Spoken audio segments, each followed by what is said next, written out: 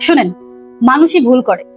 তো ভুল করবে মানুষ, ভুল শুধরাবে, এটাই মানুষের স্বভাব। আর এটাই জনম জনম হয়ে আসতেছে।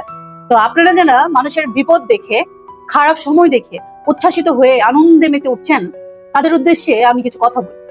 মানুষের বিপদ দেখে কখনো আনন্দিত হইেন না। আপনিও একজন মানুষ। খারাপ ভালো সময় সবার জীবনেই আছে।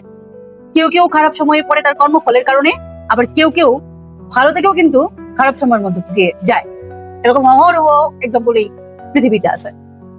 তাই বলবো যে একটু অপেক্ষা করবেন। পুরোপুরি যার সম্পর্কে জানেন না তার সম্পর্কে মতামত দেওয়া থেকে বিরত থাকবেন।